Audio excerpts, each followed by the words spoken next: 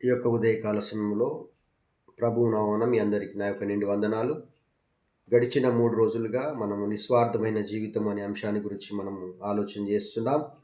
అందులో భాగంగానే నిన్నటి దినాన రోమీలకు రాసిన పత్రిక 15వ అధ్యాయం మొదటి 3 వచనాలను చదువుకొని మనం ఆలోచన చేసుకున్నాం. మరి ఈరోజు దేవుని మాట నీకు నాకు మనందరికీ ఏమని తెలియపరుస్తుందో ఒకసారి మనం ఆలోచన చేద్దాం.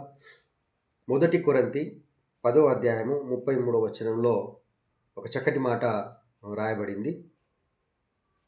ఇలాగూ నేను కూడా సప్రయోజనమును కోరక అనేకులు రక్షింపబడవలనని వారి ప్రయోజనము కోరుచు అన్ని విషయములను అందరినీ సంతోషపెట్టుచున్నాను అనే మాటను ఇక్కడ అపోస్తలుడైన పౌలు కొరింథీ సంఘానికి లేఖ రాస్తూ ఈ రీతిగా తెలియపరుస్తున్నట్టు మనము ఈ లేఖన భాగాల్ని మనము గమనించవచ్చు.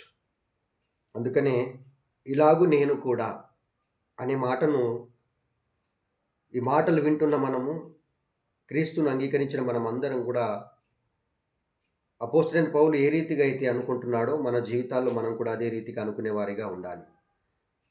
ఇలాగూ నేను కూడా సప్రయోజనమును కోరక, అంటే నా స్వలాభాన్ని, నా సొంత లాభాన్ని నేను కోరుకొనక అనేకులు రక్షింపబడవలనని వారి ప్రయోజనము కోరుచు. అనేకులు రక్షింపబడవాలని వారి ప్రయోజనము కోరుచు. ఈరోజు నీవు నేను మనమందరము రక్షింపబడ్డాం. నేను నా కుటుంబము రక్షింపబడితే సరిపోతుంది అనుకుంటే ప్రయోజనం లేదు. మనము రక్షింపబడిన తర్వాత ఇతరుల ప్రయోజనం గురించి మనము ఆలోచన చేయాలి. అంటే ఇతరులను మనము రక్షణలోకి నడిపేవారిగా ఉండాలి. అందుకే ఇక్కడ అంటున్నాడు, అనేకులు రక్షింపబడాలని వారి ప్రయోజనము కోరుచు. అంటే తన ప్రయోజనాన్ని కోరుకోకుండా ఎదుటి వారి ప్రయోజనాన్ని కోరుకుంటున్నట్టు మనం ఇక్కడ చూస్తూ ఉన్నాం.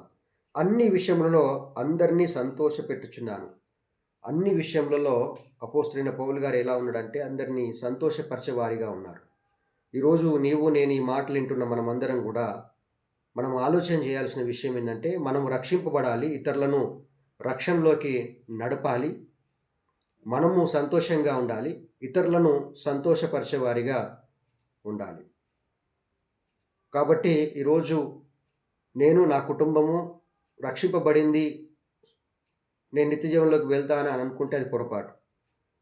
మనం రక్షింపబడి అనేకులను రక్షణలోకి నడిపి అనేకుల సప్రయోజనాన్ని కోరచ్చు, అనేకుల సంతోషాన్ని కోరుకునే వారిగా ఉండాలని ఈ లేఖన భాగం నీకు నాకు మనందరికీ తెలియపరుస్తా.